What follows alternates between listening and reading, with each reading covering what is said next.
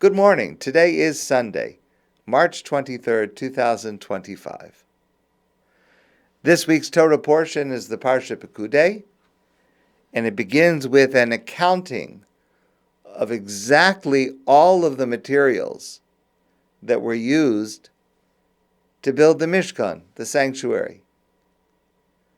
V'kesed Pekudei ha'eda, and the amount of silver that was gathered was ma'as kikar, 100 kikars. A kikar is kind of a large amount, 100 of those. And then ve'elef ushvameos v'chamisha v'shivim shekel b'shekel HaKodesh. And then there were small pieces of silver, and of the small pieces there were 1,775 of those. So quite a lot of silver, the 100 kikar, and the 1,775 pieces was almost as much as the 100 kikar. So it was a lot of silver. What was it used for? Well, the Torah tells us, "Vayihi ma'as kikar kesev letzekes es adnei HaKodesh." The 100 kikar of kesef was used for the adonim. That was the base of each of the boards that made up the walls of the structure. And also, ves adnei aparochas, and also the beams that were holding up the curtains. The curtain, both inside that separated the Kodesh from the Kodesh HaKadoshim, and in front of the building there were these tapestries, and they were held up by beams, and then they were hung, the tapestry was hung on the beams. So that was the 100 kikar. Then the 1,775 pieces of silver was used for asavavim lamudim. They were used to make the hooks for the beams. V'tzipa roshehem v'chishakosam. This was for the beams for the curtain that surrounded the entire courtyard. So there was a large number of beams that surrounded the courtyard, and they had to have hooks, and the curtain was placed on the hooks, was affixed to the hooks. So the hooks were made of silver, and that's what they used the silver for. The Talmud says that there was a conversation between Rabbi Yochanan and Zakkai, who was the greatest rabbi in Yerushalayim near the time that the temple was destroyed by the Romans, and a non-Jewish officer.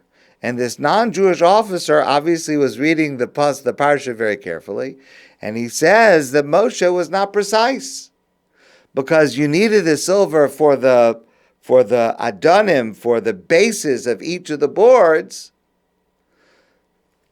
but that only needed 100 kikar. And so why did there need to be the extra 1,775 pieces of silver? What did that go for? And Rabbi Yochanan and Zakkai answered and said, no, exactly what the pasuk says.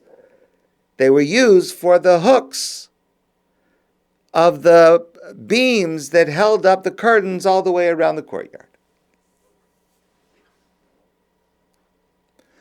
Our sages tell us, in fact, that Moshe himself initially was also confused by this.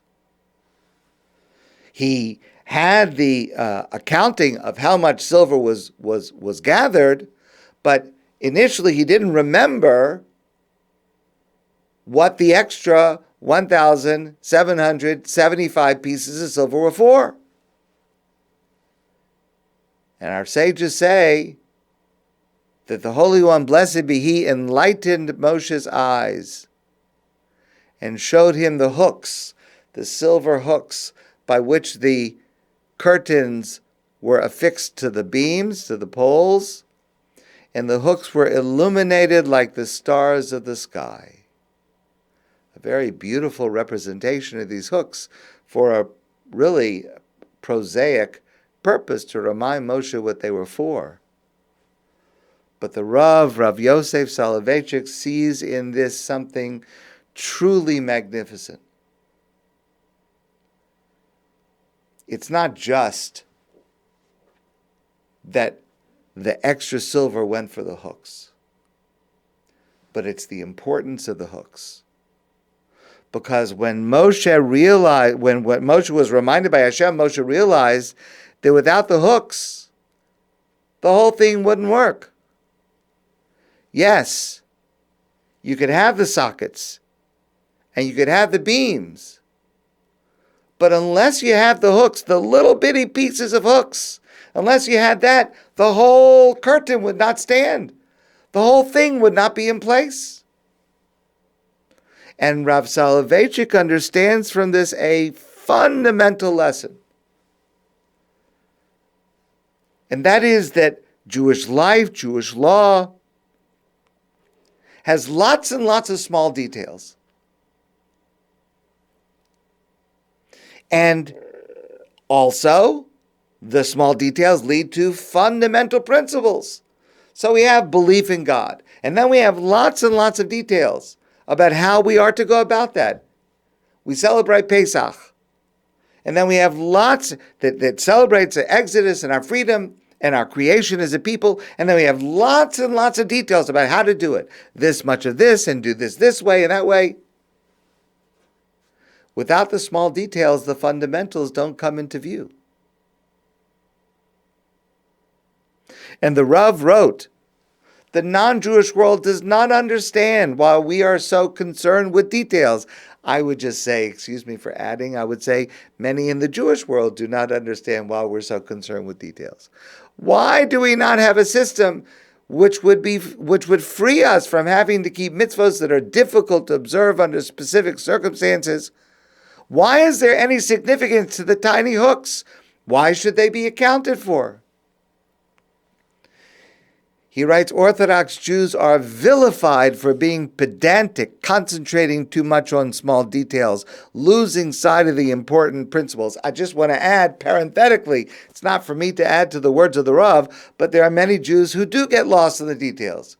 Many Jews who do get caught up in is this symbol okay, or is this food okay, and how much of this do I need at the Seder? And they do lose sight of the principles that it leads to.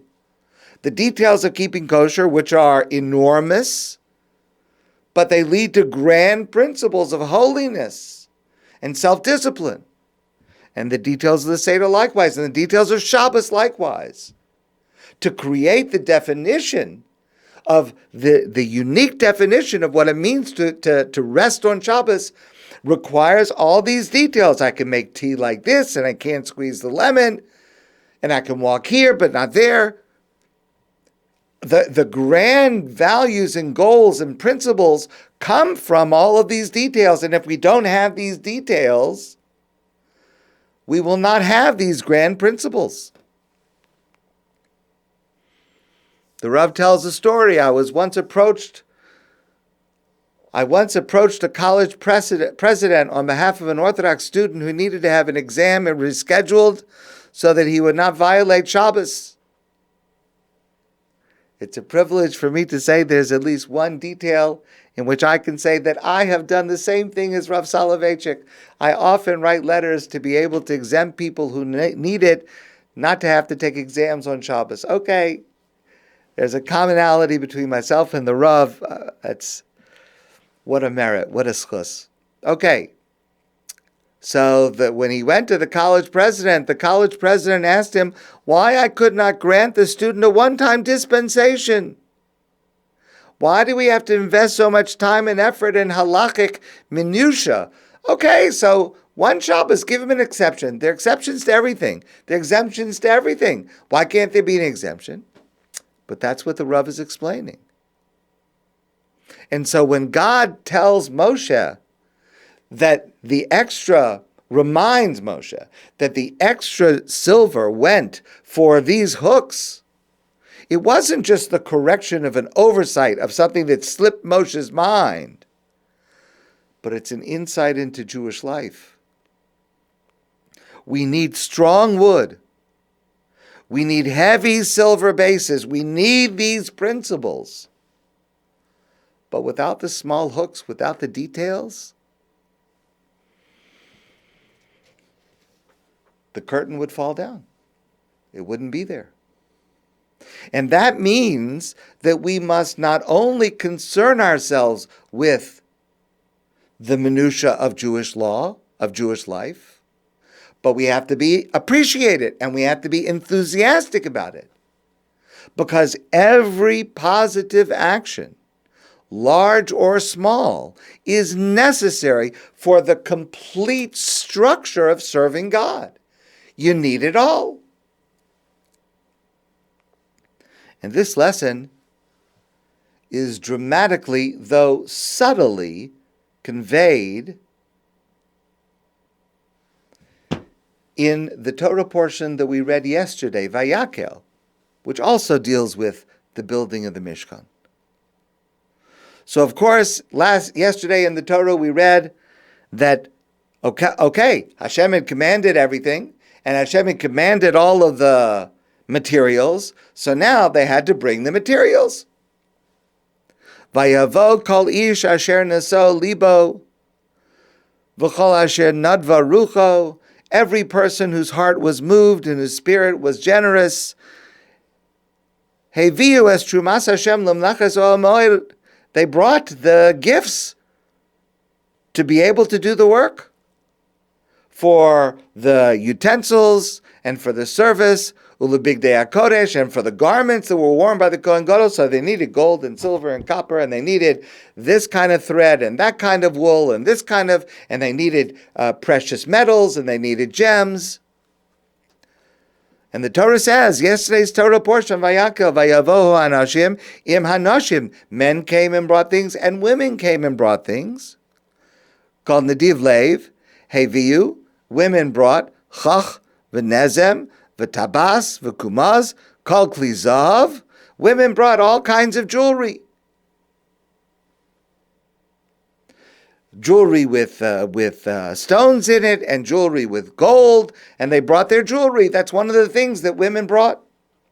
And Rashi says something incredible. Rashi says that when the women brought their jewelry to donate to the building of the Mishkan, ba'odan al hanashim, they were wearing the jewelry.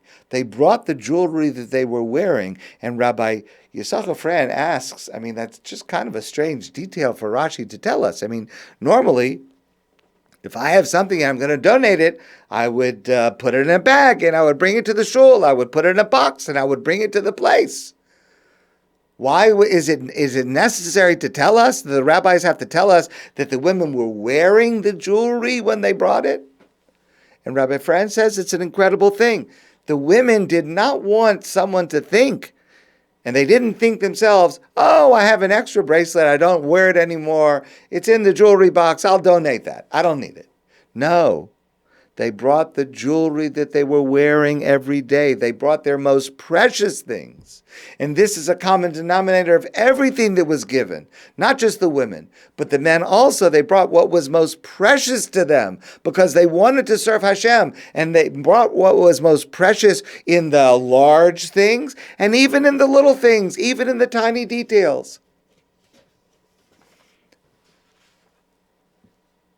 In this list of what different people brought, at the end of the passage, V'hanesiim heviu es avnei hashoham, the Nesiim, that was the leader of each of the 12 tribes, they brought the onyx stones that were worn by the Kohen Gadol on his shoulders, Veis avnei hamiluim leifod v'lachoshen, and they brought the jewels that were used for the breastplate. The Nesiim are listed last You might think it's respectful to list the Nesiim, the princes, the heads of each tribe first, before all the other men and women.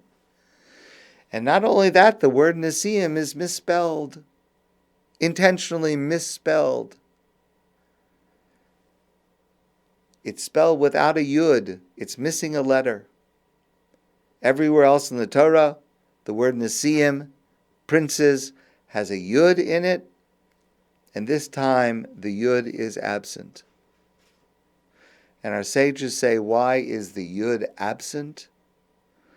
Our sages say because there was something absent about the Nesiim, about the princes. Where were they at the beginning? What do you mean they were the last to give? And whatever reason they had, and that's a separate discussion, we discussed that before, but the Nesiim did not rush to be the first, to be the role models, to donate to the Mishkan. Everybody else came. Everyone else brought what was most precious to them. And by the time the Nesiim got around to bringing a gift, the only thing left for them to donate were these stones. So they donated these stones. But the Chafetz Chaim points out that this lack of enthusiasm for performing a mitzvah, it's such a destructive trait, and it can be about something major, it can be about something minor. But just to say, okay, I'll get to it. There'll probably be enough without me. I'll get to it. I'll bring it tomorrow. That is so destructive. And you see the criticism of the Nesiim continues for thousands and thousands of years. Every year we read yesterday's Parsha. And a person who knows this lesson, you read the words Vahanesiim and you ask yourself, wait a second, that's not spelled correctly. There's a letter missing. And we remind ourselves of what our rabbis say, that there was something lacking, something missing in the Nesiim. And here we are, 5785, 2025, we still remember this shortcoming of these otherwise great men. I want to share a story with you. It's an amazing story. The story is told by Rabbi Yosef Soloveitchik. He's known to us as the Bach. He wrote one of the classic commentators of the Shulchan Aruch, the Code of Jewish Law. He was a great expert in Jewish law. He lived several hundred years ago. And he told the following story. He says, a poor man once approached his wealthy friend with a favor. I have a request, a favor. This poor man wanted to rent a property from the non-Jewish nobleman, and he wanted to use this property as an inn to be able to earn some money and to be able to support himself and his family. But he didn't know this non-Jewish nobleman, and he was a poor person, and he felt that if he would ask directly, the nobleman would say no. But his friend, the wealthy Jewish man, was on good terms with this non-Jewish nobleman. And if the friend who was wealthy and known to the nobleman would ask this to rent to this fellow, the nobleman would agree. So the wealthy friend said, of course, I'd be happy to do a favor for you. The only thing is, I'm on my way now to the market to do some business. I'll be back in 2 days. As soon as I return, I will take care of this favor for you. And true to his word, 2 days later, the wealthy friend returns. He goes to the nobleman. The nobleman says yes. The poor man is able to rent the property. And he went about his business of opening the inn to be able to now support himself. Okay, end of the story. But it's not the end of the story. Many years later, the wealthy friend passed away. And shortly after the wealthy friend passed away, the Bach, Rabbi Yosef Soloveitchik, had a dream. That this wealthy man came to him in a dream and said to him, I have a message and I want you to share this message with everyone in your community. Listen what happened. The wealthy man told the Bach in the dream everything that happened with his story. With the poor person and the favor, he went to the market, the nobleman agreed, it worked out.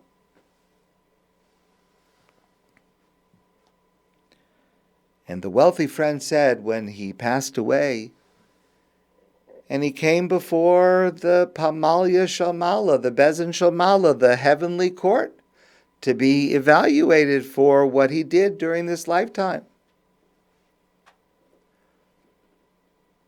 And the wealthy man explained in the dream that he was going to receive a reward for doing this favor.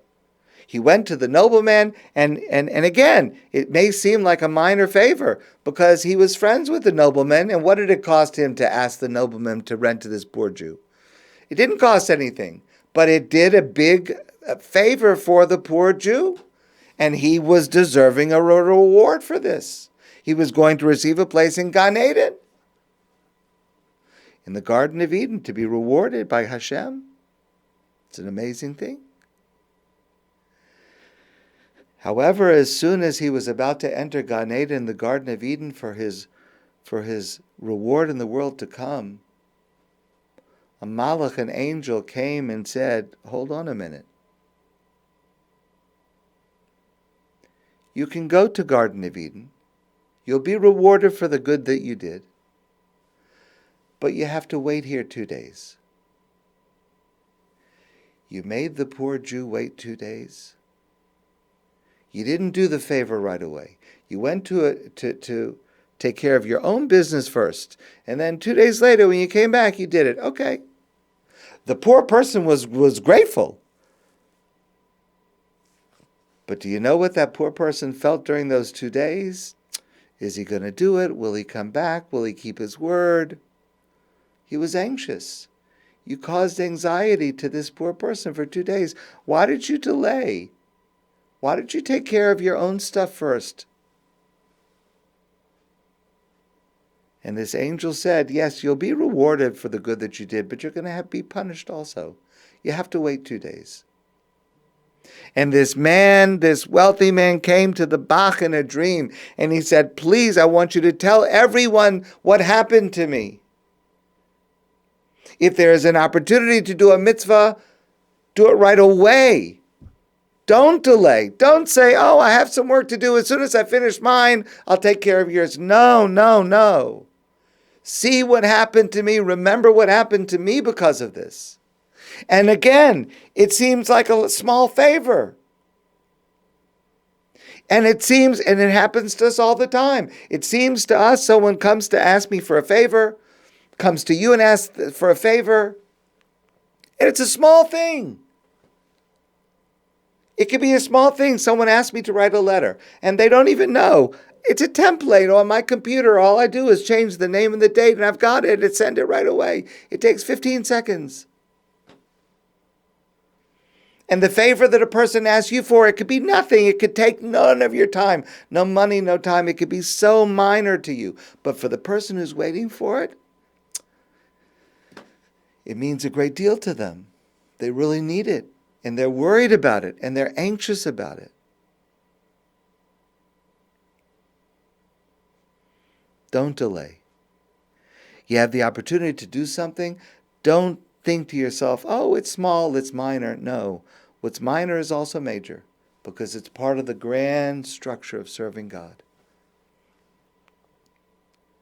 And this is the difference between chametz and matzah. This coming Shabbos, we will read the portion of Parshas HaChodesh, and we read the following words: Ushmartem es hamatzos, guard the matzah.